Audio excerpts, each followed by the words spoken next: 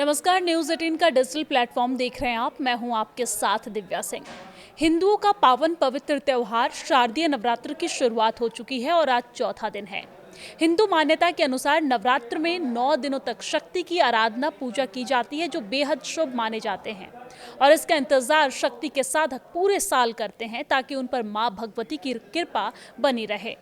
नवरात्र का चौथा दिन मां कुष्मांडा की पूजा के लिए समर्पित है।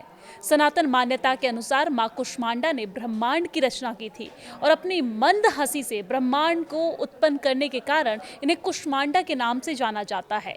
संस्कृत भाषा में कुष्मांडा कुम्हरे को कहा जाता है और कुम्हरे की बलि इन्हें बहुत ज्यादा प्रिय है, जिसके कारण इन्हें कुष्मांडा के नाम से जाना जाता है। माता का वाहन सिंह होता है और मां कुष्मांडा की 8 भुजाएं होने के कारण इन्हें अष्टभुजा वाली देवी के नाम से भी जाना जाता है और इन्हें अष्टभुजा भी कहा जाता है। इनके 7 हाथों में कमंडल, धनुष, बाण, कमल और अमृत से भरा कलश, चक्र तथा गदा नजर आता है। तो 8वें हाथ में जप की माला होती है। कहते हैं कि इस जप की माला में सभी सिद्धियों और निधियों का संग्रह होता है। कुष्मांडा देवी थोड़ी सी सेवा और भक्ति से प्रसन्न हो जाती है। जो साधक सच्चे मन से इनकी शरण में आता है और उसे आसानी से परम पद की प्राप्ति हो जाती है। साथ ही परिवार में खुशहाली के लिए, अच्छे स्वास्थ्य के लिए और यश, बल तथा लंबी उम्र की प्राप्ति के लिए आज के दिन मां कुष्मांडा की पूजा और भजन, कीर्तन, कथा और मंत्रों का जाप किया जाता है। तो आइए अब जानते हैं मां कुष्मांडा की पूजा की विधि और मंत्रों के बारे में। मां कुष्मांडा की पूजा करने के लिए साधक को सूर्योदय से पहले उठकर स्नान ध्यान करना चाहिए। इसके बाद देवी कुष्मांडा की विधि विधान से पूजा और व्रत करने का संकल्प लेना चाहिए। इसके बाद अपने पूजा घर में या फिर घर के ईशान कोण में एक चौकी पर पीले रंग का वस्त्र बिछाकर, आसन बिछाकर उस पर माता की तस्वीर या फिर मूर्ति रखें।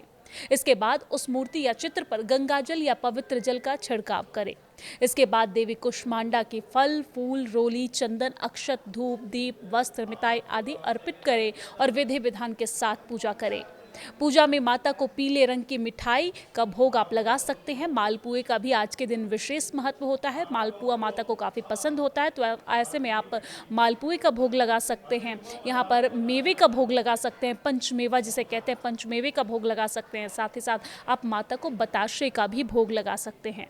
और इसके बाद दुर्गा सप्तशती या फिर दुर्गा चालीसा का पाठ करें या फिर दोनों का पाठ करें।